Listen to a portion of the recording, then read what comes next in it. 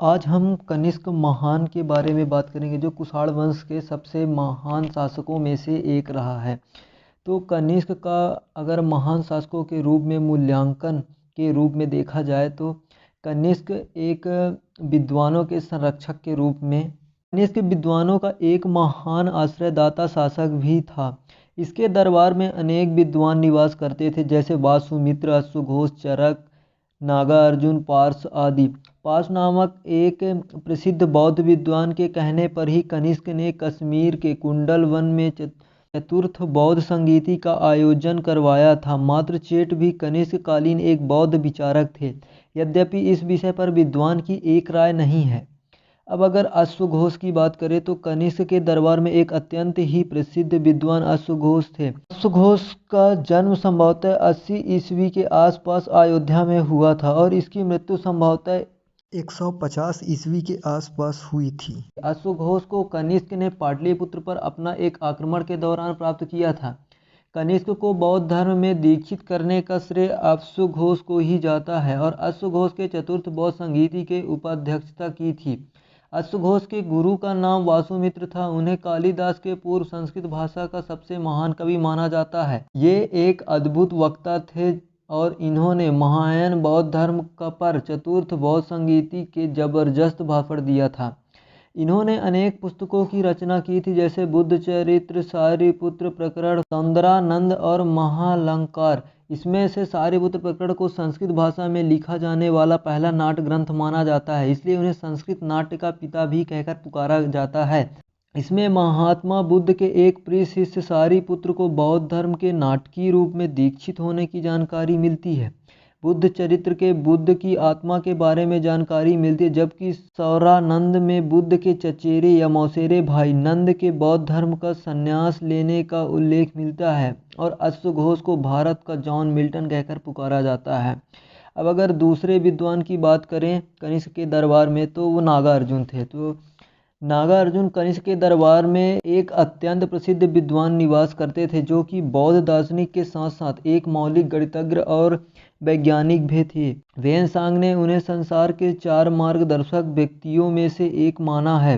नागार्जुन ने महायान शाखा के अंतर्गत आने वाले एक अत्यंत प्रसिद्ध दर्शन माध्यमिका या शून्यवाद का प्रतिपादन किया था। उन्होंने भारत का आइंस्टीन कह के पुकारा जाता है।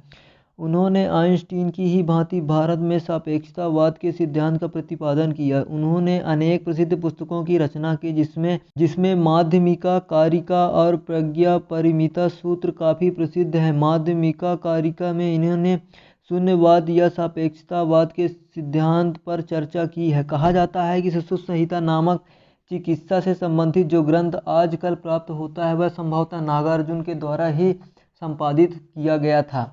अब अगर तीसरे महान विद्वान की बात करें तो वो चरक था।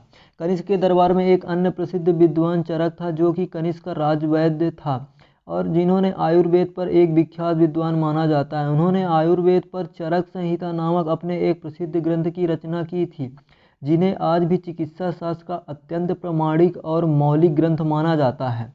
अब अगर अगला विद्वान वासुमित्र की बात करें तो वासुमित्र ने चतुर्थ बौद्ध संगीति की अध्यक्षता की थी। इस संगीति में वासुमित्र ने विभाषा शास्त्र नामक एक प्रसिद्ध ग्रंथ की रचना की थी। इस ग्रंथ को बौद्ध धर्म का विश्वकोश कहा गया है। कहा जाता है कि चतुर्थ संगीति के निर्णयों को ताम्रपत्रों पर अंकित करवाकर वहीं गाड़ दिया गया था और उसके ऊपर एक स्तूप बनवाया गया था, परंतु इस संदर्भ में कोई स्पष्ट जानकारी प्राप्त नहीं होती है। अब अगर कनिष्क के काल में संस्कृत भाषा की बात करें तो चतुर्थ संगीति के बाद बौद्ध साहित्य के माध्यम के रूप में पाली भाषा को छोड़कर संस्कृत भाषा अपना ली गई। संस्कृत बौद्ध ग्रंथों का अनुवाद विदेशी भाषा में होने लगा। दूसरे शब्दों में कनिष्क के काल में ही संस्कृत भाषा का महत्व काफ़ी बढ़ गया था।